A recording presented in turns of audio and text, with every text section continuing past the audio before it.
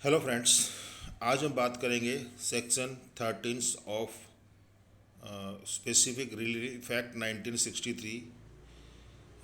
Specific relief act 1963 जो enforcement में आया था वो आया था 1 मार्च 1964 के अंदर।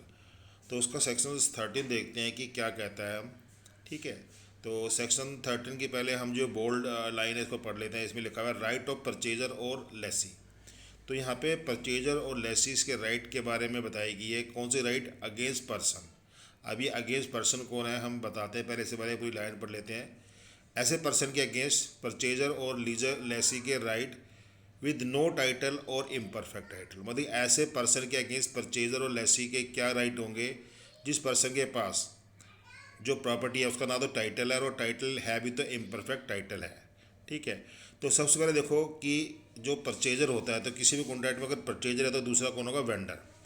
और अगर लेसी है तो दूसरा क्या होगा? लेसर। परचेजर वो होता है जो चीज़ों को खरीदने के बारे में बात करता है, जो चीज़ों को खरीदता है, चाहे वो मूवेबल प्रॉपर्टी हो या इमूवेबल प्रॉपर्टी हो। ठीक है, तो परचेजर वो होता है जो खरीदता है और वेंडर वो होता है जो चीज़ों को बेचता है। ठीक है ना। और लेसी, लेसी वो होता है जो पट्टे पे कोई चीज़ किराए पे कोई लैंड वगैरह लेता है या कोई भी मूवेबल प्रॉपर्टी लेता है। अगर वो मूवेबल प्रॉपर्टी को लेगा तो उसको हायर बोल देंगे। अगर वो इमूवेबल को लेगा तो हम उसको क्या बोल देंगे? उसने लीज पे चीज़ ली है। ठीक है ना।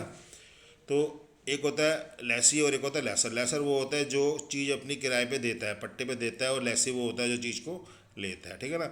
तो अब हम आगे चलते हैं, इसी में दोबारा पढ़ते हैं इसको। यहाँ पे लिखा right of purchaser or Lesi. Purchaser or Lesi के क्या राइट होंगे अगेंस्ट द पर्सन? पर्सन कौन हो गया? वेंडर।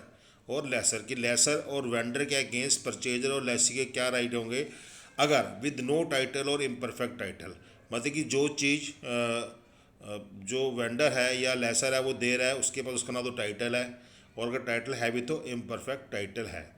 तो उसी के बारे में ये बात करेगा कि यहाँ पे राइट्स के बारे में बात करेगा परचेजर, क्योंकि ऐसी सर्कमस्टेंसेस के अंदर परचेजर और लेसी के क्या राइट होते हैं। तो यहाँ पे हम एक एक करके सेक्शन देखते हैं।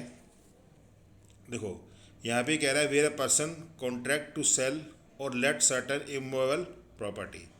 कि कोई पर्सन है वो कॉन्ट्रैक्ट करता है to sell or let certain immovable property. वो अपनी इमूवेबल प्रॉपर्टी को सेल करना चाहता है या क्या करना चाहता है? लेट करना चाहता है। लेट मतलब किराए पे देना चाहता है। तो पर्सन कौन हो गया?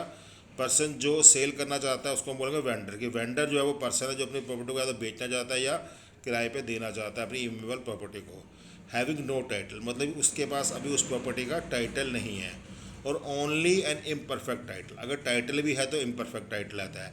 ठीक है, अब टाइटल का मतलब क्या होगा? टाइटल मतलब होता है कि अभी उसके पास उसकी ओनरशिप नहीं है। ठीक है, अभी ओनरशिप उसके पास आ सकती है। जैसे कि मान लो उसके फादर की प्रॉपर्टी है, तो उसके फादर अगर इस दुनिया में नहीं रहेंगे तो प्रॉपर्टी उसके पास आ जाएगी। ठीक है, तो अभी टाइटल नहीं है, लेकिन बाद में उसके फादर जब इस दुनिया को छोड़ देंगे तो उसके बाद उसके ऊपर टाइटल आ सकता है। और अगर टाइटल है तो इम्परफेक्ट टाइटल है। इम्परफेक्ट टाइटल का मतलब क्या हो गया कि मान लो वो प्रॉपर्टी उसने मॉर्गेज कर रखी है, गिरवी रखी हुई है, तो उसका मतलब कि उसके पास टाइटल तो है लेकिन इम्परफेक्ट टाइटल है। आई वो प्रॉपर्टी उसने मॉर्गेज कर रखी है तो उसको इम्परफेक्ट टाइटल बोलते हैं। तो इस केस में कहते हैं कि जो सेलर है या जो लेसर है, ठीक है, जो अपनी प्रॉपर्टी को बेच रहा है जिसके पास टाइटल इम्परफेक्ट टाइटल नहीं है, तो उस केस में ये कह रहा है the purchaser or lessee subject to other provision of this chapter, कि इस चैप्टर के और प्रोविजन को हम ध्यान में रखेंगे। Has the following right. तो लेसी और परचेजर के पास राइट होंगे अगेंस्ट किसके? वेंडर के अगेंस्ट, और किसके लिए? लेसर के अगेंस्ट उस प्रॉपर्टी के लिए जिसके ऊपर उसका टाइटल नहीं है, इम्परफेक्ट टाइटल है। तो क्या राइट होंगे? तो यहाँ पे इसके अंदर हमारे यहाँ पे क्लोज दे रखा है ए बी सी और डी, चार क्लोज दे रखे हैं। ये हम देख लेते हैं। तो क्लोज ए कह रहा है if the vendor or lesser has subsequently to contract acquire any interest in the property। कि जो वेंडर है जिसके पास टाइटल नहीं था, या जो लेसर है जिसके पास टाइटल नहीं था, इम्परफेक्ट टाइटल था, उसके लिए कह रहा है कि has subsequently to the contract acquire any interest in the property. कि प्रॉपर्टी में उसका कुछ भी इंटरेस्ट होता है, कि कुछ भी उसको उसके अंदर मिलता है।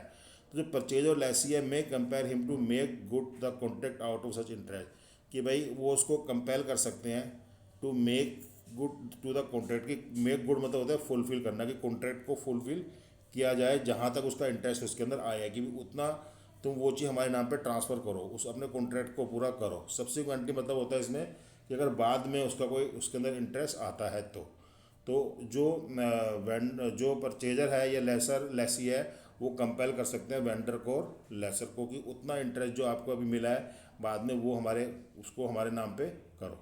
ठीक है। अब क्लोज बी क्या कहता है, where the concurrence of the person, concurrence मतलब है consent, where the consent of other person is necessary, ठीक है, for validating the title and they are bound to concur at the request of the vendor or lessor. मान लो किसी person की consent चाहिए किसी अदर पर्सन की। अब ये अदर पर्सन कौन हो सकता है जिससे कंसेंट लेनी हो, किसी लेनी हो, वेंडर ने कंसेंट लेनी हो, वो जरूरी हो वैलिडेट टाइटल की, उससे जो टाइटल है वो उसका वैलिडेट हो जाएगा, किसका, वेंडर का। And they are bound to concur at the request of the vendor or lessor, और जिस पर्सन से कंसेंट लेनी है वो बाउंड है उसको कंसेंट देने के लिए जब वेंडर और लेसर रिक्वेस्ट करता है। तो purchaser or lessee may compel, किसको कंपेल कर सकते हैं, वेंडर को और लेसर को वो कंपेल कर सकते हैं टू प्रक्यूर सच कंकरेंस, कि इस तरह की जो कंसेंट है वो ले, किससे ले, उस थर्ड पर्सन से, ठीक है ना, जिस पर्सन को वो कंपेल कर सकते हैं। ठीक है। And when a conveyance by other person necessary to validate, और वो कह रहा है कि उससे वो ट्रांसफ़र भी करवाए उस अदर पर्सन से, जो थर्ड पर्सन है उस अदर पर्सन से जहाँ पे ज़रूरी हो ये वैलिडेट करने के लिए भी कोई भी ट्रांसफ़र डीड या कुछ भी अपने नाम पे करवाए जिसे टाइटल उसके नाम पे आ जाए। ठीक है। And they are bound to convey at the request of the vendor or lessor, और वो पर्सन बाउंड हो ट्रांसफ़र करने के लिए वेंडर और लेसर की रिक्वेस्ट पे। जैसे मान लो कोई प्रॉपर्टी है जिसके अंदर ए और बी दो ब्रदर हैं, उन्होंने प्रॉपर्टी ली, ठीक है, जॉइंट नेम से। अब अगर प्रॉपर्टी बी बेचना चाहता है, अब उसमें पता नहीं कि बी का कौन सा पार्ट है, तो वो ए से कहेगा भी ये जो मेरा पार्ट है उसको अंदर डिसाइड करो और उसको मेरे नाम पे पूरी तरह से लेकर आओ, ठीक है ना, इस तरह से वो कर सकता है। फिर है the purchaser or lessee may compel him to procure the conveyance, और जो परचेजर और लेसर है वो उसको कंपेल कर सकता है कि वो अपने नाम पे ट्रांसफ़र करवाए चीज़ को, फिर उसको हमारे को दे। ठीक है। तो यही कहता है हमारा क्लोज बी। अब क्लोज सी क्या कहता है, with the vendor professes to sell unencumbered property, की जो वेंडर है वो एक ऐसी प्रॉपर्टी बेचना चाहता है जिसके ऊपर वो कह रहा है, प्रोफेस कर रहा है, कह रहा है कि भी इसके ऊपर अनएनकम्पर्ड प्रॉपर्टी है, ये प्रॉपर्टी जो है वो जिस पर कोई ड्यू नहीं है, but the property is mortgage for an amount not exceeding the purchase money, लेकिन वो प्रॉपर्टी जो है मॉर्गेज हो रखी है, गिरवी रखी हुई है, कितना अमाउंट, जितना अमाउंट वो, जितना परचेज अमाउंट है, जितने में वो उसको बेच रहा है किसको, परचेजर को, उससे ज़्यादा अमाउंट नहीं है, ठीक है ना। And vendor has in fact only right to redeem it, the purchaser may compel him to redeem the mortgage and to obtain a valid discharge. अगर उसने प्रॉपर्टी मॉर्गेज कर रखी है और जो जो वेंडर है वो उसको रिडीम करवा सकता है, और उसका जो अमाउंट है वो कितना अमाउंट है, जितने में प्रॉपर्टी परचेजर खरीद रहा है उससे ज़्यादा अमाउंट नहीं है, उतना ही अमाउंट है, तो परचेजर कहेगा कि पहले इस प्रॉपर्टी को रिडीम कराओ मॉर्गेज के पास जाके, फिर ये मेरे नाम पे करो, तो और उसका वैलिड डिस्चार्ज भी लो और उससे ट्रांसफ़र वगैरह जो भी है बनवा के लाओ। ठीक है। तो इस तरह से वो उसको कंपेल कर सकता है, किसको, वेंडर्स को, अगर प्रॉपर्टी मॉर्गेज पे रखी हुई है कि इसको अनएनकम्बर्ड पूरी की पूरी कराओ, इसके ऊपर कुछ भी भार नहीं होना चाहिए, पूरी तरह छुड़ा के इसको रिडीम कराओ प्रॉपर्टी को मॉर्गेजी से, और फिर मेरे नाम पे करो, परचेजर कहेगा।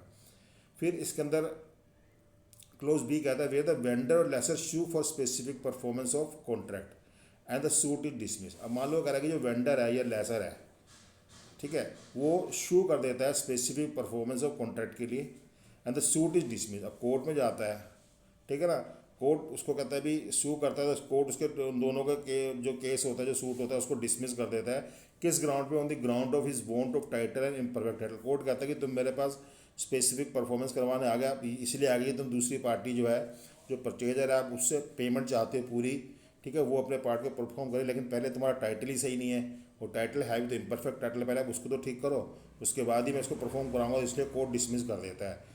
अब यहाँ पे क्या होता है, अब डिफेंडर जो होता है, डिफेंडर ने मान लो कुछ डिपॉजिट दिए होते हैं, जो परचेजर होता है उसने कुछ डिपॉजिट दे रखे थे, वो डिपॉजिट उसको रिटर्न करने पड़ेंगे, वो राइट होता है उसको रिटर्न लेने का, विद इंटरेस्ट कॉस्ट जो कुछ भी है, विद इंटरेस्ट देयर ऑन और is cost of the suit and to lien for such deposit, कुछ भी उसके बाद ड्यूज वगैरह वो उसको ख़त्म करने पड़ेंगे, ठीक है ना। तो उसकी कॉस्ट वगैरह जो भी डिपॉजिट है वो रिटर्न करने पड़ेंगे, किसको, वेंडर को या लेसर को, किसको, परचेजर को या लेसी को, ठीक है, अगर उसका केस डिसमिस हो जाता है तो। अब यहाँ पे सबसेक्शन 2 क्या कहता है, सेक्शन 13 का, कि the provision of subsection 1 shall also apply as far as may be to the contract for the sale or hire of the movable property. ये सेम टू सेम सेक्शन जो हमने ऊपर वाले बताए थे सबसेक्शन 1 के अंदर थे, सेक्शन 13 के, वो इमूवेबल प्रॉपर्टी बताए थे, लेकिन सबसेक्शन 2 कहता है कि ये मूवेबल प्रॉपर्टी के ऊपर भी एज इट इज़ अप्लाई होंगे। तो इतना ही था बस, हमारी जो सेक्शन 13 था वो इतना ही कहता है। ठीक है, thank you very much for watching this video.